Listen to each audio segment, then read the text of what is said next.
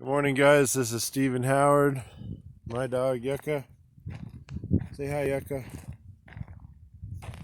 We're out in the Red Springs area, Craft Mountain, Red Rock.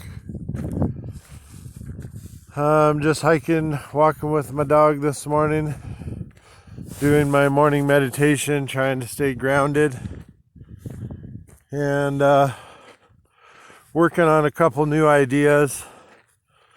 I've never been really a fan of guided meditation because I feel like it's like leading you on a course or something.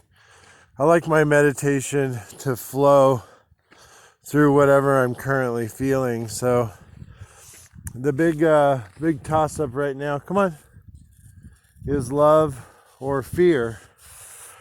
You know, in these times where everything is fear driven and everybody's scrambling to get supplies like the end is coming or something. And I don't know. I've never seen the shelves empty in the supermarkets unless there was a major catastrophe.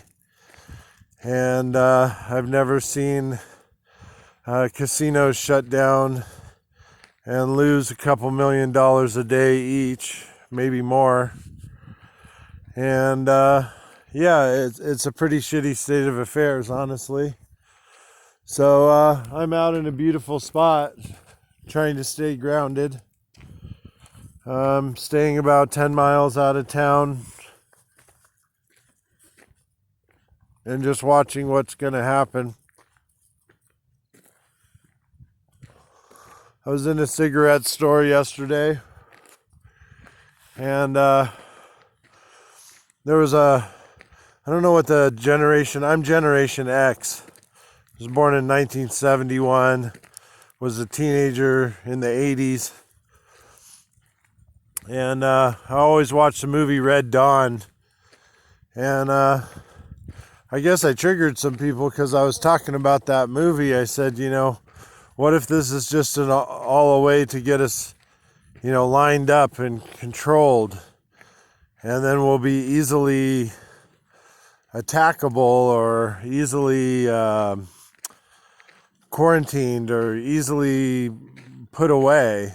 And I think our society has become so big that it's actually unmanageable.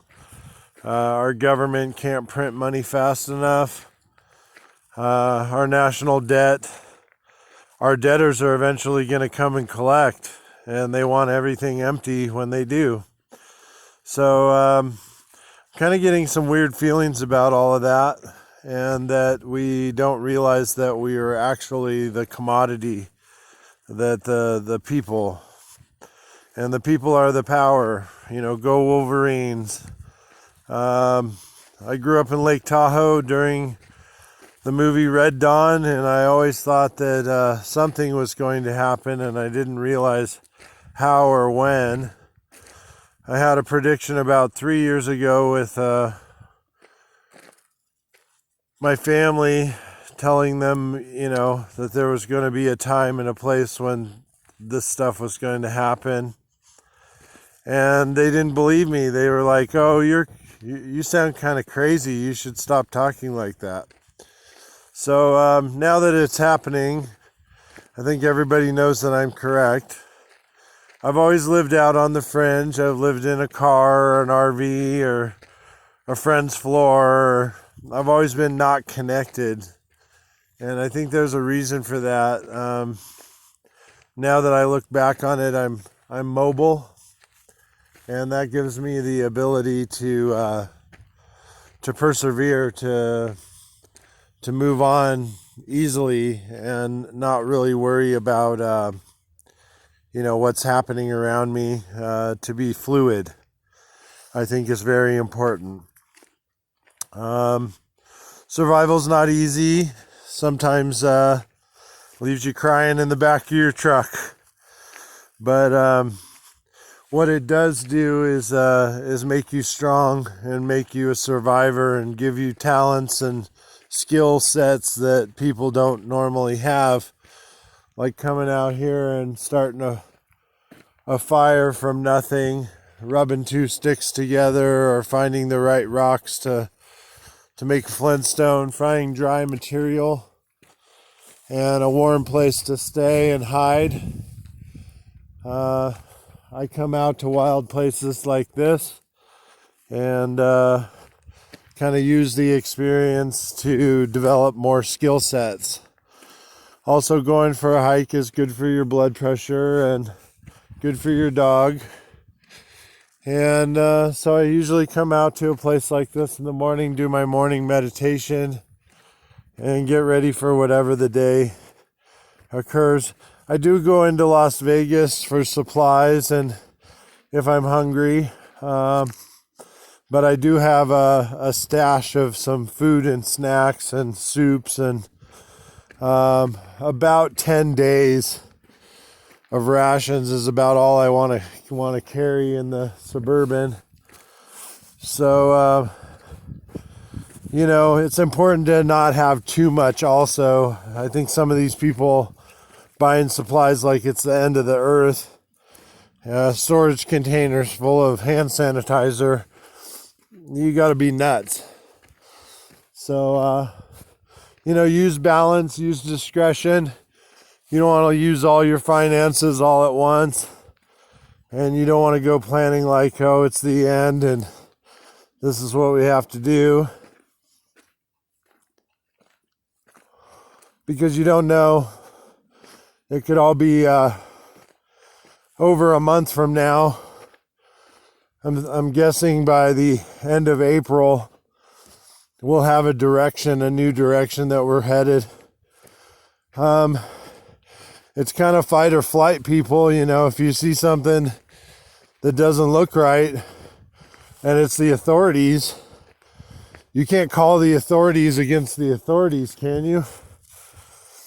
And if they're herding people into cattle cars and taking them off to FEMA camps to die, I sure as shit I'm not going to be one of those people.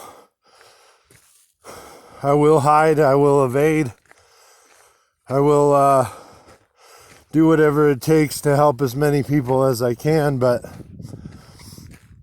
I don't think that going off to Auschwitz is part of my soul's protocol.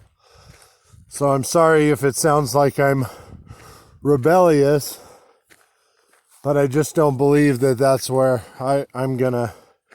that's where my destiny lies.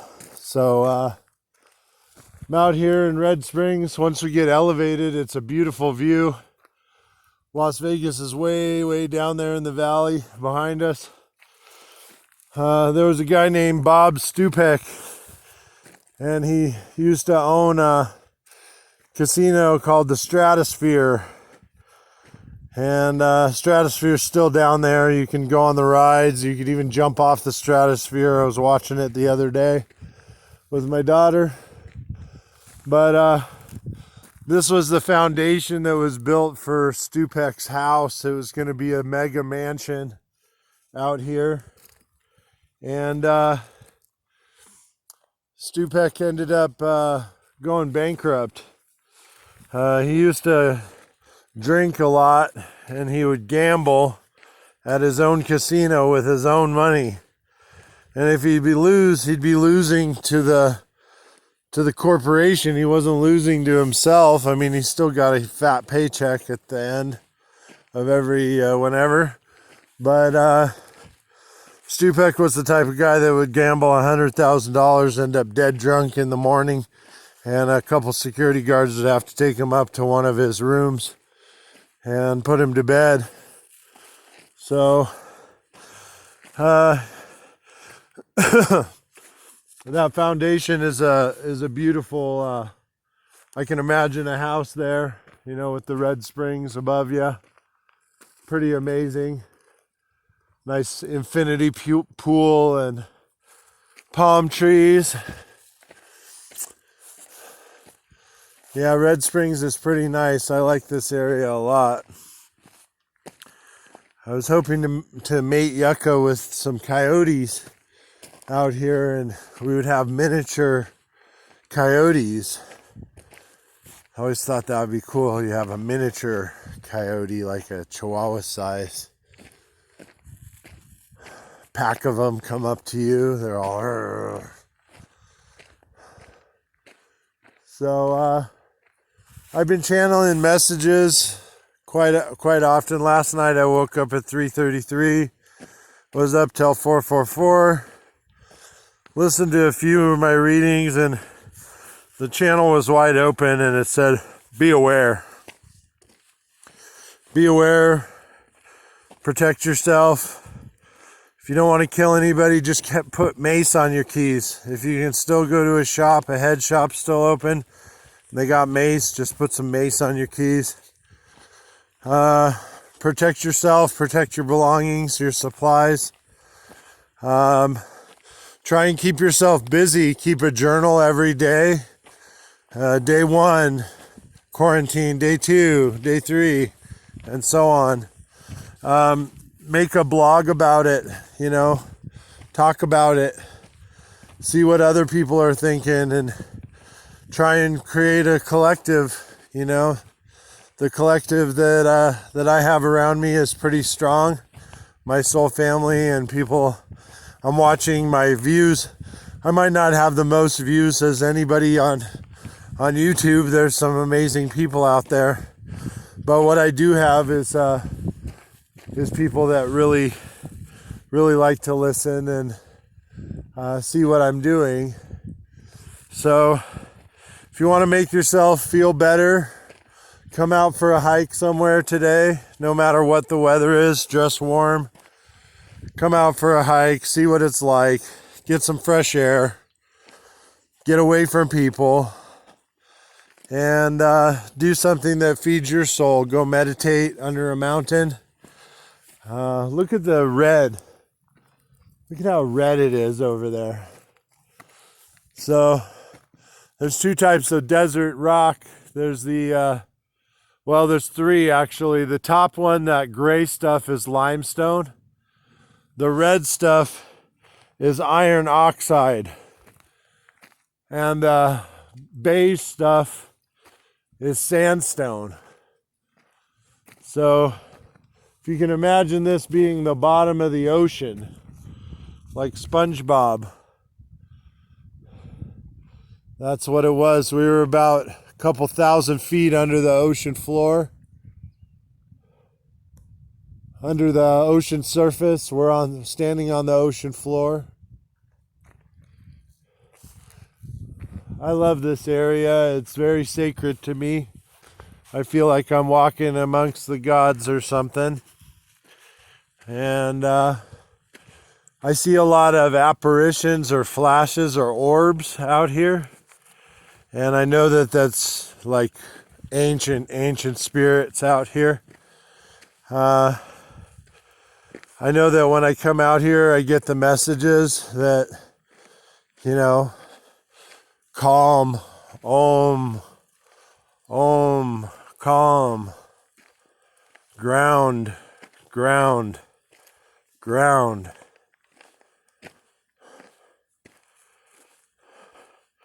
Connection to source.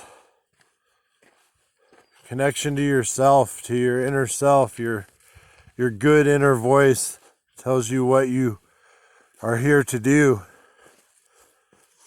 What you're here to do. What are we here to do? Are we here to fight and fuss and argue? Or are we here to have compassion and love and understanding and affection?